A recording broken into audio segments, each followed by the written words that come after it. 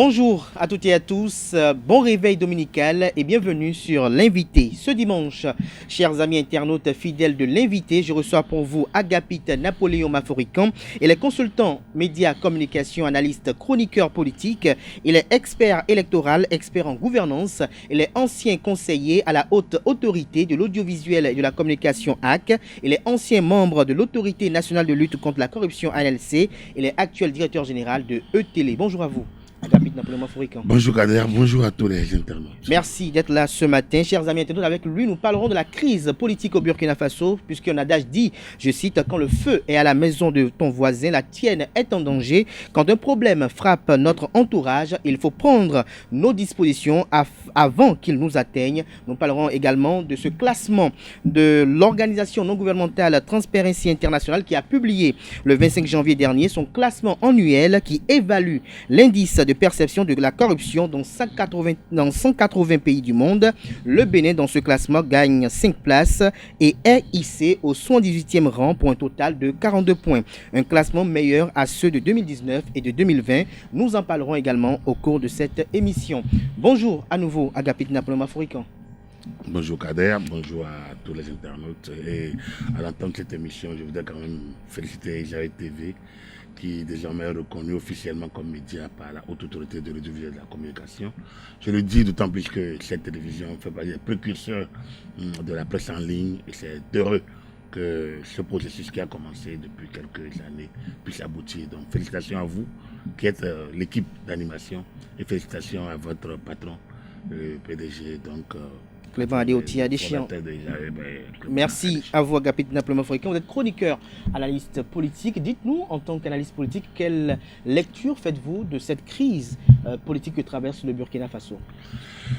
C'est une crise un peu, on peut dire, qui est héritée un peu de l'environnement actuel de la sous-région, c'est-à-dire l'environnement sécuritaire qui a dégradé depuis bientôt une décennie avec les menaces sur le territorial, notamment avec des groupes armés non identifiés, parfois assimilés aux djihadistes. Et donc, oui, cette crise n'est pas éloignée un peu de cette situation. Alors, lorsque vous parlez de la situation de la sous-région, nous avons le cas du Mali, le cas de la Guinée et autres. Est-ce que vous pensez que la gouvernance du président Kaboré était susceptible d'un coup d'État? Oui, bon, écoutez, je ne suis pas un prophète des remis en cause, non. Je ne peux pas prévoir un coup d'État, mais il faut dire que Roch Kaboré était dépassé. Il est dépassé un peu par la situation, parce que disons qu'il n'a pas les moyens de sa politique.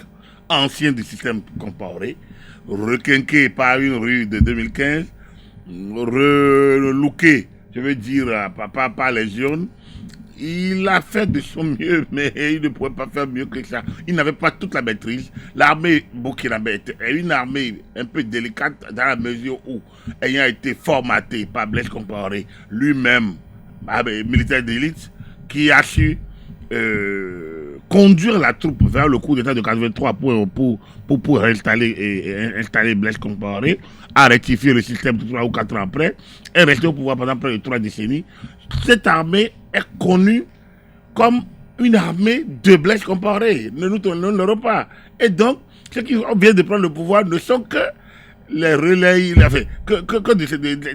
c'est les membres de cette garde rapprochée de cette armée d'élite autour de Blaise Compaoré. C'est les gens de Dendéré, c'est eux qui ont pris le pouvoir. Et c'est eux qui connaissent la situation. Celui qui vient de prendre le pouvoir, le lieutenant-colonel Dabimba, est un militaire accompli et intellectuellement au point, qui n'a rien, un stratège de guerre.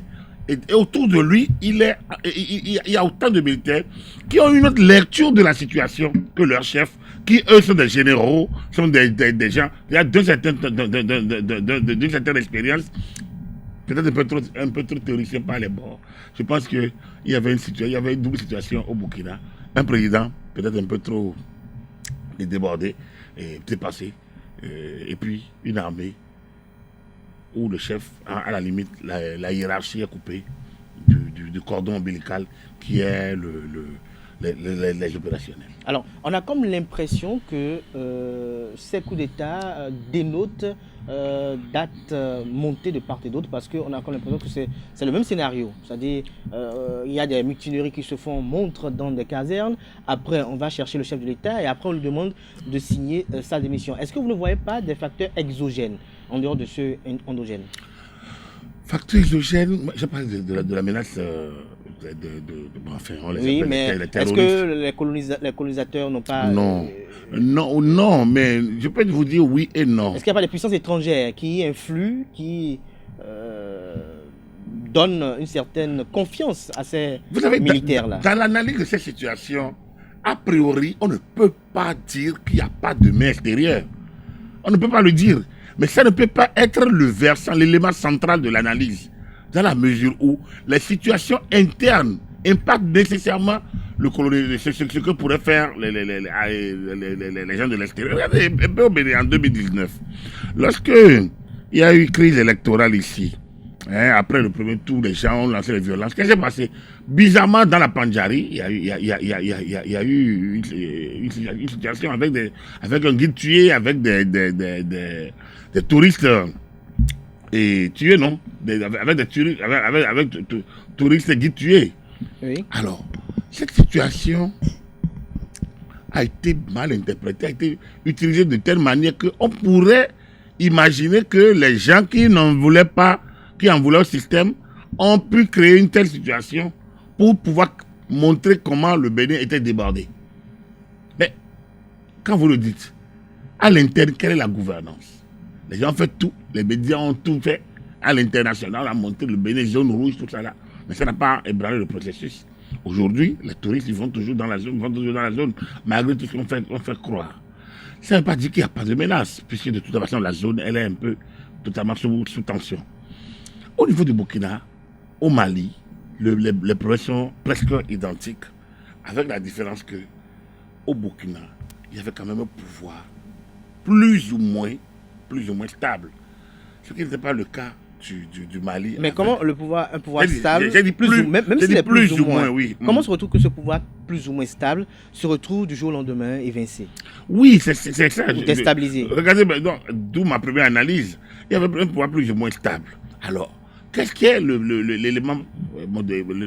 C'est à partir du moment où le président qui est en place n'a pas le contact direct avec le cordon ombilical, c'est-à-dire les opérationnels de la guerre, de ceux qui gèrent les hommes du terrain.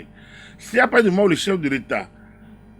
Parce que quand vous prenez les mutineries, c'était d'abord une mutinerie, c'était d'abord un début une sorte de revendication. On dit, bon voilà, on demande la démission de tous les chefs. Mais des analystes politiques avaient prédit quand même que c'était le commencement d'un coup d'État. Oui, c'est facile parce qu'on a déjà vu ça. Mais ce n'est pas la première fois. On a déjà vu ça au Burkina où ça a démarré comme ça. C'est pas allé sur un coup d'État. C'est dit quoi? Qu'à partir du moment où on commence, ça veut dire qu'il n'y a plus la confiance entre la base et le sommet. Quand on demande que les chefs démissionnent, ça peut être, oui, on peut voir. Parce que dès que vous démissionnez les chefs, on vous dit que vous-même vous démissionnez. Ça peut être, on a vu ce cas ailleurs. Donc, c'est pour vous dire quoi? Parce que vous aviez évoqué la main de la main du colonisateur, la main de puissances étrangères. J'ai dit peut-être, mais la situation à l'interne est importante pour ouvrir la brèche à l'international. Et cette situation à l'interne est marquée par deux facteurs. Le facteur sécuritaire qui s'est dégradé progressivement, des attentats de plus ou moins régulièrement, à Ouaga, ou une sorte d'insécurité s'est installée progressivement. On a l'impression qu'au niveau politique, il n'y avait pas de réponse réelle. Au niveau sécuritaire, il y a atermoiement. Il y avait, disons, les conditions d'un push étaient d'une remise en cause, ou bien d'une remise de l'ordre, était presque réunie. Alors donc, du coup, ça peut donner des idées éventuellement aux colonisateurs. Et l'intervention de Kaboré sur la remise en question, enfin, sur la question de l'aide avec des accords militaires avec la France, cette intervention, la nouvelle velléité de ce président n'ont sans doute pas plu. Parce que la France a un dispositif à Ouaga. Et en d'autres circonstances, ce dispositif aurait pu agir en sa faveur, en faveur de Kaboré. Ce dispositif n'a pas agi. On peut le contacter. La France n'a pas vocation à maintenir les présidents en place. ben, la France a eu par le passé à le faire ailleurs. Et donc, ceci analysé avec cela, on peut peut-être dire que la France, même si elle n'est pas à l'origine de ce qui s'est passé, en tout cas n'a rien fait pour l'empêcher. La France n'a rien fait pour l'empêcher. Alors, Agabi Nablomo-Fréquent, ce qui inquiète aujourd'hui les Béninois, c'est qu'on a comme l'impression que c'est devenu une mode où des colonels, des hommes en uniforme décident de prendre le pouvoir sous des mobiles assez récurrents. C'est une la palissade.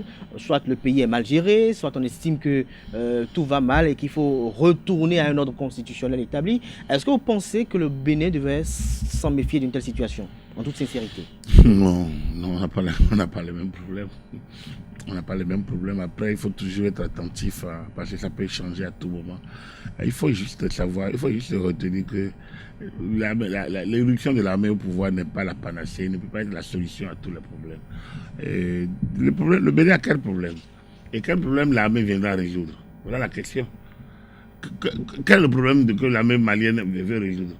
C'est l'intégrité territoriale.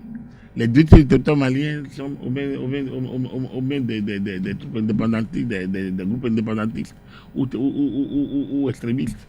Et donc, les gens estiment que le système, l'élite politique ne se préoccupe pas de cette question-là, que on envoie les soldats au front comme des chairs à canon. On ne s'occupe pas suffisamment d'eux. Voilà un peu un certain nombre de griefs au niveau malien. Au niveau burkinabé, c'est pas si différent. Alors, au niveau du Bénin, qu'est-ce qu'on peut? On va reprocher au président Talon donc, de mettre en place un système qui fait la promotion désormais de la bonne gouvernance, la lutte contre la corruption, la sélection des finances publiques, la rigueur dans la gestion des fonds de l'État, le changement de comportement, le retour aux valeurs morales, éthiques et spirituelles par ailleurs. Est-ce que c'est ça qu'on va leur... De nos jours, on constate qu'il y a beaucoup de policiers qui vont derrière les verrous. Par ailleurs. Beaucoup de douaniers, beaucoup d'hommes en uniforme également. Est-ce que ça ne pourrait pas susciter une mutinerie? Généralement, les causes évoquées ne sont pas réellement les raisons motives. Ah non, moi, il est évident que pour moi, je reste toujours factuel. Et il se peut que les interpellations, les procès d'instruction de dossiers relatifs, notamment les policiers douaniers, relatifs au trafic de pièces d'identité, de passeports. Alors, c'est ce que moi j'ai comme information. Et donc, pour moi, c'est suffisant. Je ne sais pas quel militaire prenant le pouvoir dira que lui fait la promotion donc, du trafic de passeports, du trafic de drogue, donc de recel d'un certain nombre de pièces à conviction, de fraude, donc de concussion, d'escroquerie, d'abus de position, d'abus de pouvoir. Donc, alors, quand vous regardez un peu tout ça, oui, vous avez dit que les douaniers, les policiers, mais les politiques vont à la criette. Et les dossiers sont instruits parce que justement, un nouvel ordre politique s'est installé au Bénin. Ça n'a pas l'assentiment de tout le monde. Même si l'armée prend demain le pouvoir, il n'a jamais l'assentiment de tout le monde. Qu'est-ce qui se passe? Quand l'armée prend le pouvoir, les badauds gonflent les rues, font le tour des... Bon, voilà, les caméras, ils ont dit la liesse. Justement, parlons de cette liesse-là. On dit liesse à tel endroit, liesse à tel endroit. Mais on ne regarde pas le revers, là où il n'y a pas liesse. Alors, toute prise de pouvoir, que ce soit par les urnes, que ce soit par l'armée, que ce soit par les urnes, la rue ou par l'armée, toute prise de pouvoir est toujours diversement appréciée. Il y a ceux qui gagnent, il y a ceux qui perdent. Par les urnes, il y a ceux qui ont perdu. Imaginez, comme je le dis toujours, on dit il faut la démocratie. Quand vous êtes allé aux élections, vous êtes 2, il faut avoir plus de 50%. Si vous êtes 3, vous allez avoir 50%, vous allez au second tour, bref, d'accord. Mais regardez, ces 4 millions de Béninois vont aux urnes. Et le président gagne avec 51%. Il a gagné ou il n'a pas gagné? Mais 51%, il reste, ça fait 1 million 100, ça fait 2 millions 100 personnes. Et les 1800, et les 1900 personnes qui restent. 1 million, et les 1 million 900 000 personnes qui restent. Si seulement, on a dit 900 millions 900 000, si seulement 5 000 manifestent dans Cotonou, 2 000 à Porto Novo, 1000 ailleurs dans la ville, on va dire le Bénin a fait. Donc si globalement 20 000 Béninois sortent sur les 1 900 000 qui n'ont pas voté peut-être pour le chef d'État.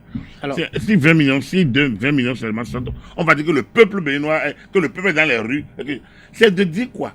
Il y a des exigences en matière de pouvoir, si bien que lorsque le pouvoir change, il y a tous ceux qui sont contents, ceux qui sont mécontents. Il faut maintenant analyser concrètement qui a intérêt à. Donc, ce qu'on appelle liesse là, c'est relatif.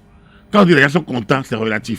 Que ce soit l'armée qui prend le pouvoir, que ce soit le civil qui prend le pouvoir par les urnes, il y a toujours ceux qui sont contents. Mais comment peut-on justifier cette liesse-là lorsque l'on voit par exemple un chef d'État élu démocratiquement par les urnes dans une grande ferveur et que 2 ans après on décide de bouleverser l'ordre constitutionnel et qu'on les vise du pouvoir et que ces mêmes populations qui l'ont manifesté leur soutien, leur approbation, leur adhésion dans les urnes se retrouvent dans les rues à applaudir cela. Est-ce que nous allons dire quelque part ceux qui sont dans les rues, c'est pas ceux qui l'ont élu, c'est les badauds qui sont dans les rues. Ceux qui sont dans les rues, c'est la masse, c'est la foule. Hein? C'est la foule, la meute. Et on ne peut pas qualifier ça de population. Ça dit que c'est un mélange de tout. Et ce mélange de tout n'est pas qualifié, n'est pas impactant.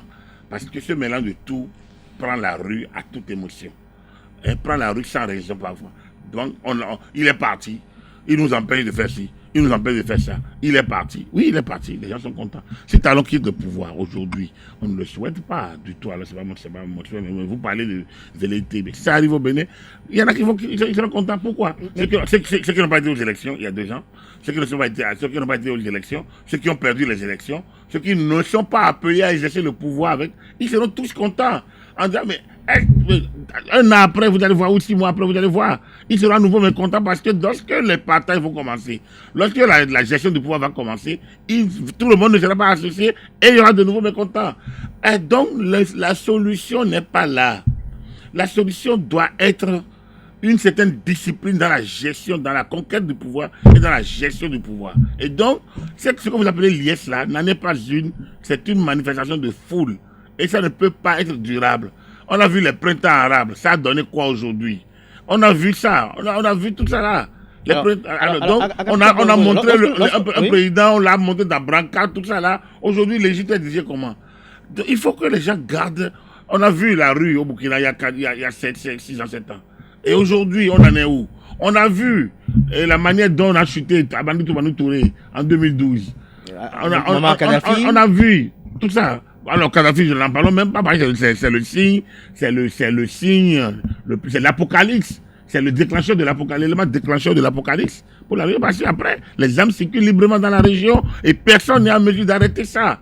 Alors, quand vous regardez tout ça, on doit pouvoir être circonspect à chaque fois qu'il y a une situation comme ce qui s'est passé au Burkina Faso. Loin d'applaudir, on doit être plutôt préoccupé.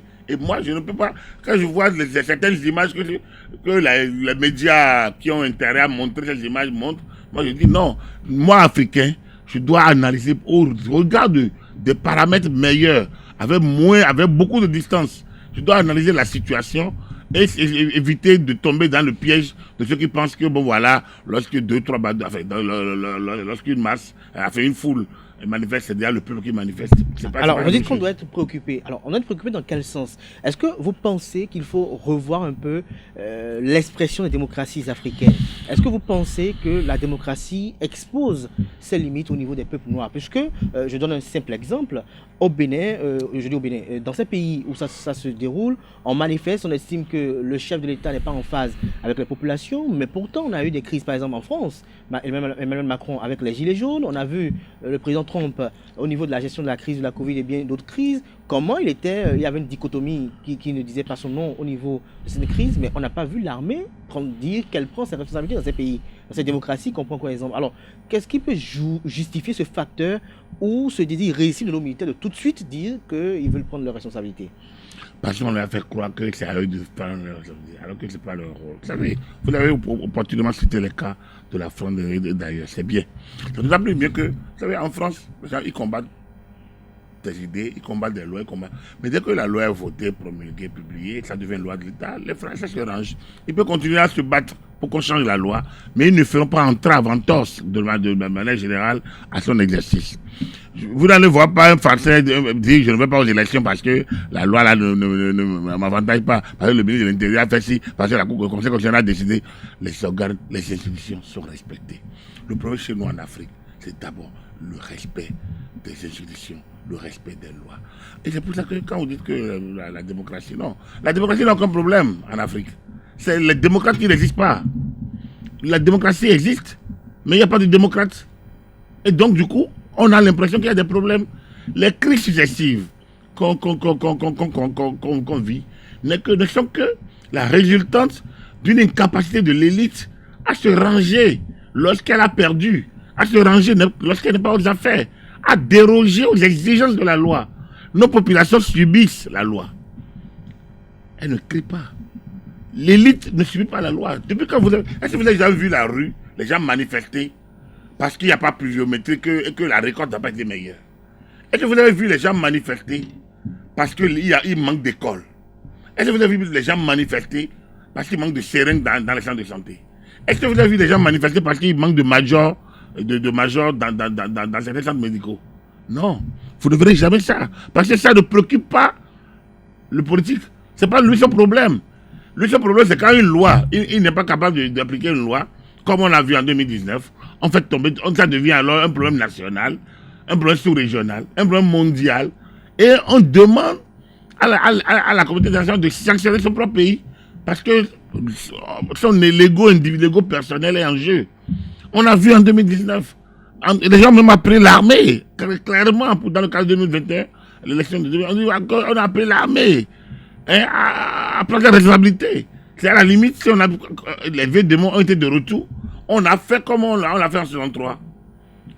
Remettre le pouvoir à l'armée, Magadi remettre le pouvoir à l'armée en 63. Et on est allé de l'armée en armée. Et le général Soglo l'a dit en 65 ou 67. On dit mais que c'est une armée push. C'est non du tout. L'armée béninoise n'est pas une armée de push. Elle n'est pas intéressée par la politique. Parce que quelqu'un l'a redit plusieurs fois. Non, on n'a pas vocation à faire la politique. Mais c'est l'incapacité des civils qui fait que de temps en temps, quand ils s'entendent pas entre eux, ils appellent l'armée pour venir mettre de l'ordre. C'est les civils. Donc, la démocratie africaine, il y a d'abord la démocratie et la démocratie. C'est un système de gouvernance qui donne la parole au peuple. C'est-à-dire le pouvoir au peuple, par le peuple et pour le peuple. Ça veut dire que les lois sont faites. Le mode de dérogation, d'évolution du pouvoir est bien contrôlé. C'est une élection claire, transparente et sincère.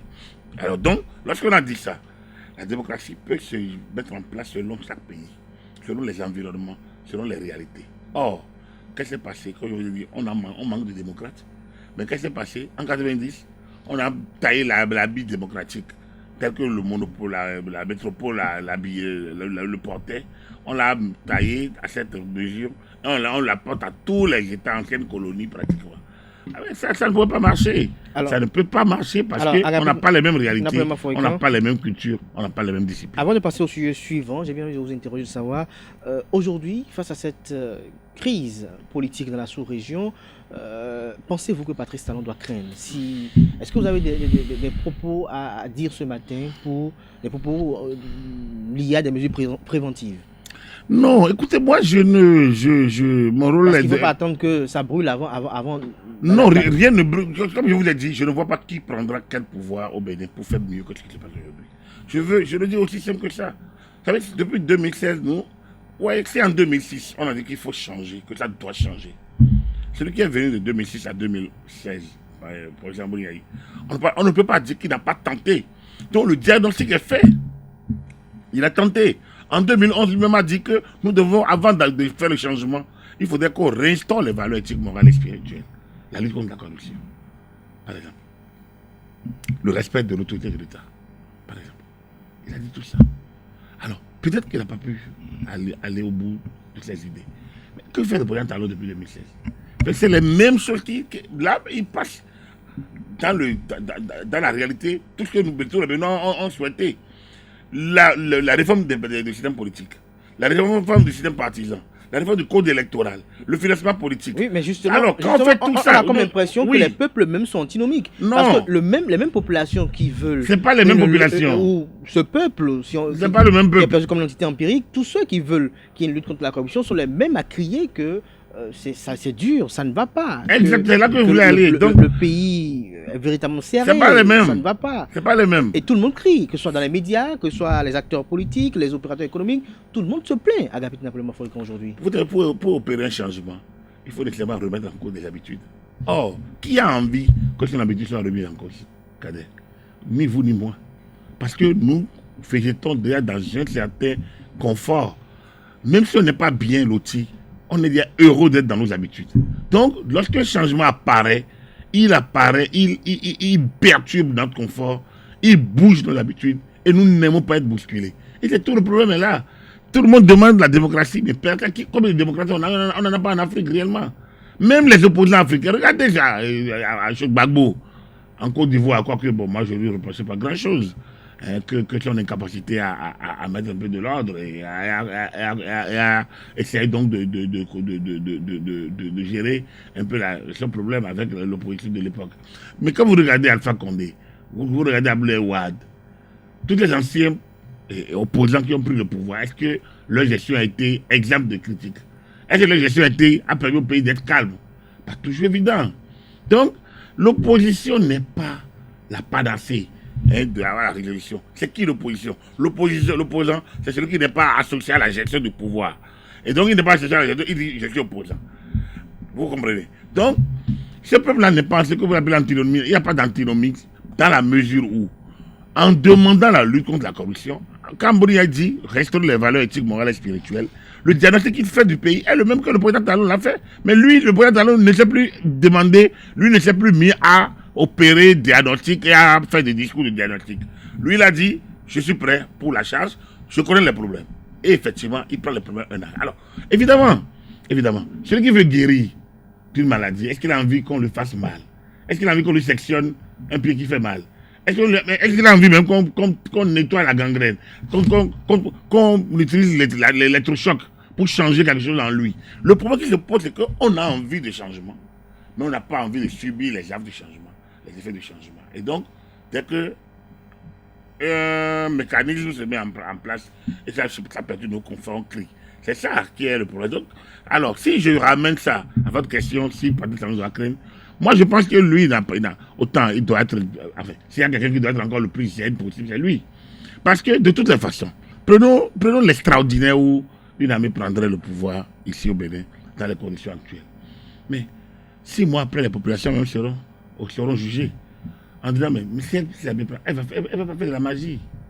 Elle va peut-être déplacer une situation d'ici et de là. Or, il se fait que de manière globale, nous avons déjà fait l'essentiel du chemin. Ce qui paraissait impossible au Bénin il y a quelques années commence à être possible aujourd'hui.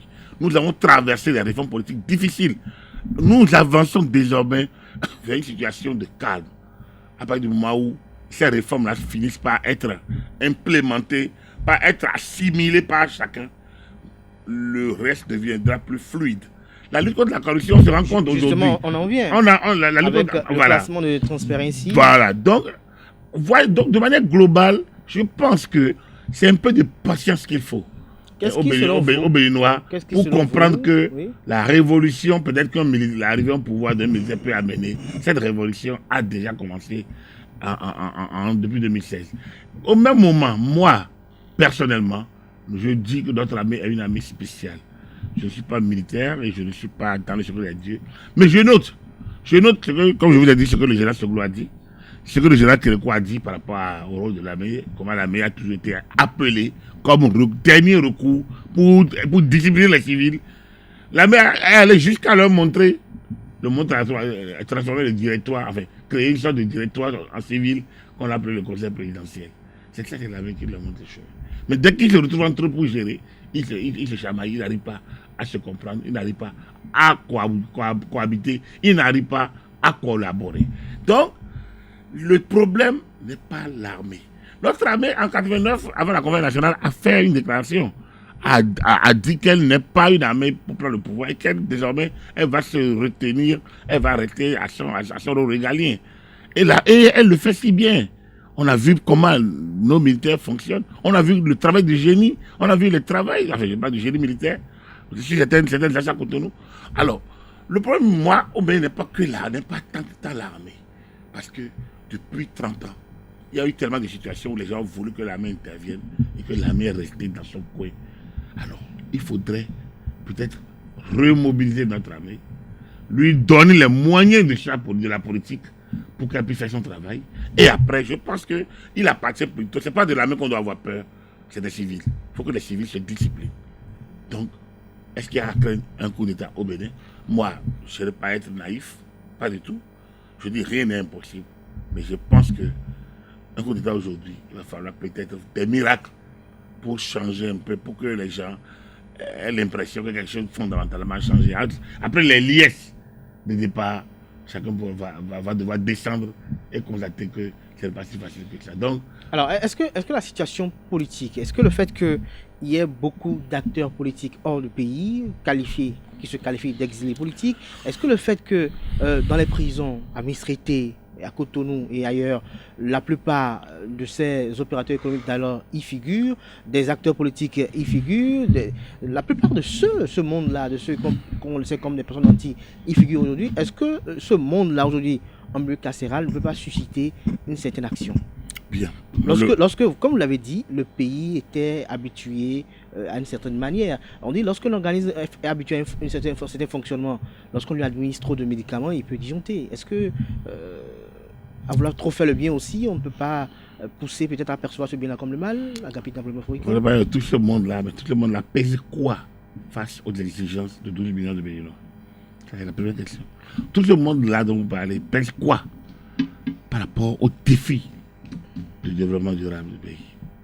Tout ce monde pèse quoi politiquement? Représente quoi aujourd'hui politiquement?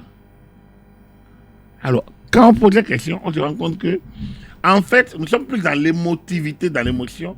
Regardez, on a jugé deux personnalités qui et à Ivor. Alors, on dirait que c'est seulement les seuls qui sont en prison. Et pourtant, il y a plein de personnes qui auraient la loi, mais à qui on a appliqué la loi, qui y sont. Moi, je ne banalise pas le droit à la liberté de ces deux amis, de ces deux personnalités. Mais je me dis, pourquoi ne s'occupe-t-on que de ces cas-là? Pourquoi voudrait-on que le chef d'État fasse grâce alors que personne n'a demandé la grâce, par exemple? Pourquoi voudrait-on que ce soit eux qui soient libérés et non les populations analphabètes qui sont envoyées à la criette et autres? Voilà déjà quelques questions qu'on peut déjà se poser. Pourquoi on s'accroche? Et ailleurs, quand vous avez lu un peu le ministre français des Affaires étrangères, quand il parlait de pression, lui ne parlait même plus d'Ivor, il parlait de Rikia. Donc chacun choisit son camp. Et en la matière, moi j'estime que là où il faut craindre, c'est les civils et leur absence de discipline. Et leur absence de discipline. Je me répète là-dessus. Sinon, la population dont vous parlez là, même si l'armée prend aujourd'hui le pouvoir, il y aura des gens qui vont se mettre à l'exil. Volontairement, ils vont dire qu'ils sont des exilés. Il y aura des gens qui vont se sentir marginalisés. Il y aura des gens qui vont se sentir proches du pouvoir. Il y aura des gens qui vont se sentir écartés du pouvoir. Il y aura des gens qui diront que leur liberté est mise en danger. Bref, il y aura toujours un éternel recommencement à chaque bouche. Alors, Agapit Napoléon Maforik, nous tournons progressivement vers la fin de cette émission. Alors, vous avez été membre de l'Autorité nationale de lutte contre la corruption, un organe qui, quand même, a essayé de contribuer à sa manière à la lutte contre la corruption et l'impunité dans ce pays. Aujourd'hui, nous avons le gouvernement du président Patrice Talon qui a mis en place une batterie de mesures pour contrer la corruption et la mauvaise gouvernance. Nous avons un classement de l'organisation non gouvernementale Transparency International qui consacre l'évolution dans dans l'amélioration de la lutte contre la corruption. Dites-nous, selon vous, quels sont les facteurs qui ont concouru à l'obtention de ce classement-là? La rigueur, le sérieux, l'action. L'action d'abord, le sérieux dans l'action, la rigueur dans l'action. C'est-à-dire l'action de lutte, l'action de répression. Voilà. C'est ça qui a concouru à cela. L'action de lutte, l'action de répression, l'initiative et peut-être la détermination. Mais malgré cela, on continue toujours d'entendre des cas de corruption de part et d'autre. Récemment, le gouvernement, à travers son conseil des ministres de la semaine passée, a mis en place une cellule pour désormais recevoir les plaintes émanant d'actes indélicats d'agents publics ou d'agents publics. Est-ce que vous pensez que tout ceci concourt véritablement à renforcer cette lutte-là, lorsque l'on sait que, selon certaines personnes, certaines langues, qu'on pourrait toutefois instrumentaliser ces moyens des fins politiques? Voilà. D'abord, ceux qui parlent d'instrumentalisation, qu'ils sachent simplement que c'est un outil dont la présidence de la République s'est dotée. Donc, c'est un outil interne. Comme je le dis, pour moi, c'est un outil d'aide à la décision. Donc, on ne peut pas dire que ça peut être instrumentalisé dans la mesure où c'est interne à celui qui l'a créé. Aucune loi ne l'a créé. C'est de son propre gré. Donc, il a envie d'avoir l'outil et il s'en est donné. Donc en la matière, je ne vois pas pourquoi on va lui faire ce procès. Ensuite, depuis l'arrivée de Patrice Talon, le procès qu'on lui fait, ce n'est pas d'entretenir, d'empêcher, ce n'est pas le procès d'impunité. On l'empêche, on lui reproche d'être dans l'action de la punition, donc de la sanction. Donc, en la matière également, on ne peut pas lui faire un procès en sorcellerie et non punitif des délits en matière de corruption. Donc, ça fait la deuxième chose. La troisième chose, c'est ceux qui se retrouvent de l'autre côté, c'est normal qu'ils ne soient pas contents. Quand on met en place cette cellule, par exemple, de réception des plaintes, ça veut dire quoi? Ça veut dire qu'on veut continuer à être informé. Parce que quoi?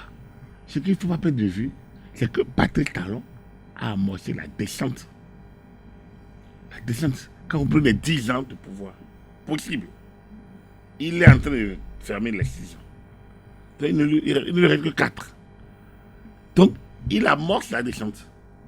Qui, dans 4 ans, feront de lui un ancien président. Mais il n'a pas envie d'être surpris. C'est la lecture qu'il fait. Il n'a pas envie d'être surpris. Donc, après avoir géré les dossiers d'audit des cadres et autres, bon, alors pendant 5 ans, globalement, liés aux gestions précédentes, aux gestions actuelles, il s'est rendu compte que le phénomène se poursuit. Et que malgré tout, on bouffe les cantines. Malgré la criette. On bouffe les cantines. Et malgré les sanctions de ceux qui bouffent les cantines, on vole encore, on fait trafic de passeport. On laisse passer les drogues. Donc, on est encore dans les mêmes pratiques malgré l'existence. Du coup, c'est logique qui crée pour que les populations puissent être associées à nouveau à l'acte de la dénonciation. Il y a la société civile qui est là. Elle n'a pas de moyens coercitifs. La CRIAT lui permet. Aujourd'hui, si ces gens qui ont la possibilité de documenter un certain nombre de plaintes saisissent la cellule, c'est à eux de faire le suivi pour voir ce que la cellule fera. Mais il ne faut pas qu'on fasse le procès de la cellule alors qu'on n'a pas expérimenté la cellule. On a vu, c'est pas clean, c'est pas bien. C'est le seul qui a créé, c'est la cellule. Il a dit clairement ce qu'il attend de la cellule. Attendons de voir ce que fera la cellule et pour le juger. Mais pour moi, c'est que cette cellule a du travail. Voilà. Cette cellule a du travail. Donc, pour vous, la lutte contre la corruption doit poursuivre ainsi dans ce sens. Elle doit se renforcer. C'est-à-dire qu'au-delà donc des plaintes, ça peut être que tous les 3 mois que la structure fasse le point des plaintes reçues, de leur évolution. Il faudrait qu'il y ait une interaction entre les dénonciateurs, la structure de dénonciation et l'autorité et, disons, les mises en cause également pour qu'on voit clair dans ce secteur-là. Il y a beaucoup de nébuleuses, il y a beaucoup de postures, il y a beaucoup de faux fuyants. Est-ce que vous pensez qu'elle pourra atteindre ses objectifs avec efficacité et efficience lorsque l'on sait que généralement ceux qui sont épinglés dans les cas de corruption, c'est généralement des personnes replacées, des directeurs généraux, des ministres, des personnalités parfois soupçonnées d'être très proches du régime du président de la République. Est-ce que vous pensez que toutes ces plaintes-là vont véritablement aboutir quand on sait que peut-être sera au premier rang ou aux manettes dans le laboratoire des personnes également du régime? Oui, mais commençons déjà pas à dénoncer les personnes du régime dont on connaît les pratiques malsaines. C'est déjà ça qu'il faut faire. La cellule est là pour ça. Mais après, il ne faudrait pas que les Béninois commencent par chanter que, bon, voilà, c'est quelqu'un qui avait le pouvoir parce qu'on le poursuit, il devient opposant et il dit qu'on veut le traquer et que les Béninois commencent par relayer ça abondamment. Parce que c'est ça, c'est une sorte d'incohérence, même dans les comportements. On ne sait pas qu'est-ce que les gens veulent. Vous dites qu'il faut lutter contre la corruption, il ne faut pas faire 2 poids 2 mesures, il faut que les hauts perchés aussi soient concernés. Des actions sont menées et les gens disent ah, c'est chasse à l'homme. C'est chasse à l'homme. Pendant que les petites gens coupissent en prison ailleurs. Donc, moi je pense que nous devons vraiment prendre de la hauteur. Et en prenant de la hauteur, on saura que Patrice Talon fait de son mieux, son gouvernement fait de son mieux. Et il ne nous reste maintenant aux populations de faire de leur mieux pour faire de la lutte contre la corruption un combat personnel, enfin individuel, des 10 millions, des 12 millions de Béninois. Il faudrait déjà que chacun s'en convainc et se donne sa part. Or, tout le monde est dans une lecture des gens. Ah, tel est, on l'a chassé, chasse sorcier. Et donc, du coup, mais on ne voit pas le fond de ce qui est reproché à tel ou à tel autre. C'est un peu ça qui est déplorable. Alors, à vous suivre, alors, capitaine Napoléon Mafourican, on a comme l'impression que pour vous, la lutte contre la corruption et l'impunité sur Patrice Talon n'est pas sélective et qu'elle n'est pas une arme brandie contre les opposants. Parce que c'est ce qui se dit dans l'opinion, surtout internationale. Il y a tellement de gens qui ont été dans l'ancien système et qui ont géré plein de choses et qui n'ont jamais été inquiétés depuis que le président Talon est là. Lorsque les gens sont pris, je vous l'ai dit, tout le monde veut la démocratie.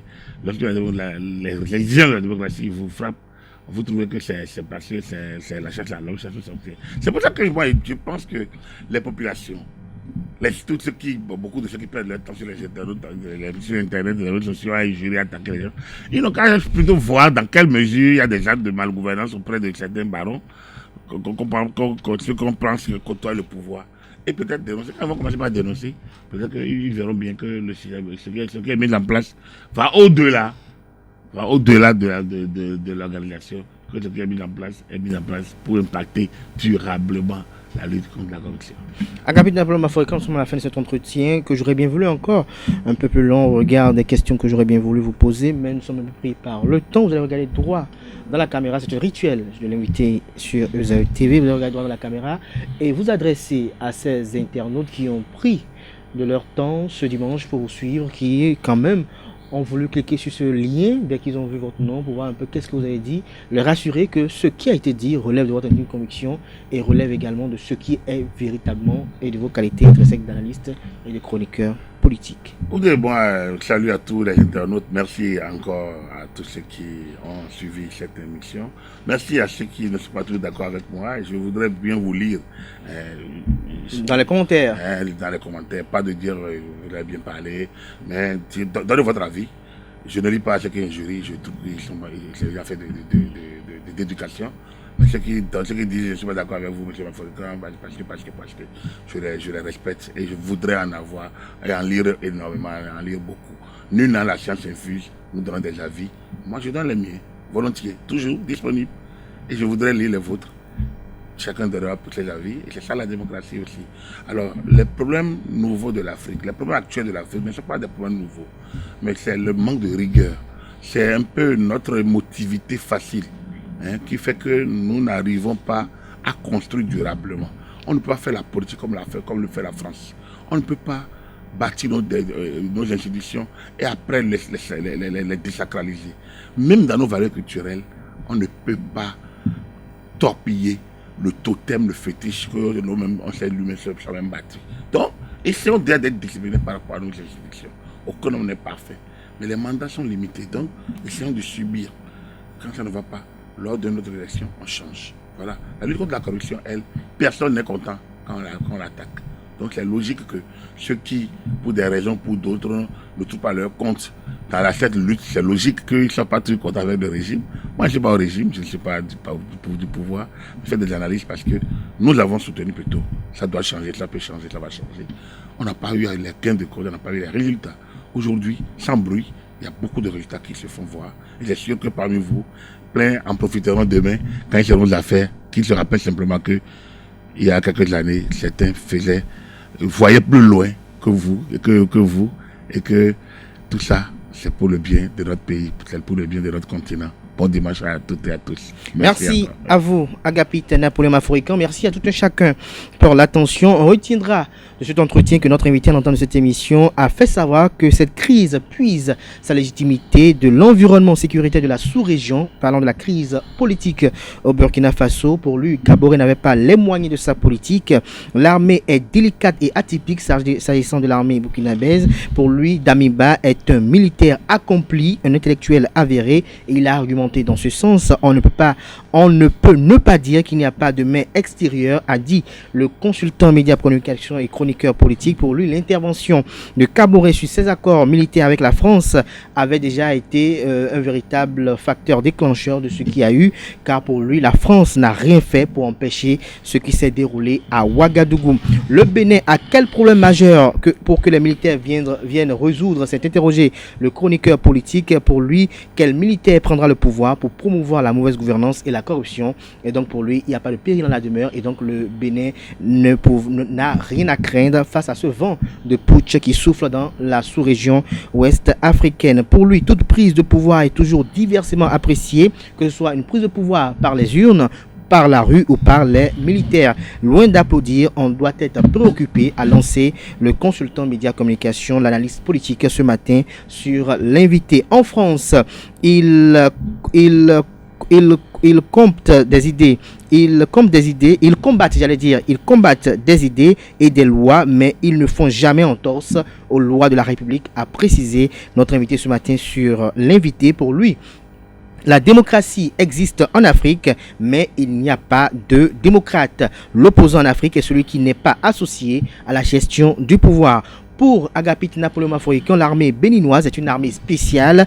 Il a salué au cours de son intervention le génie de notre armée qu'il renvoie davantage à son républicanisme.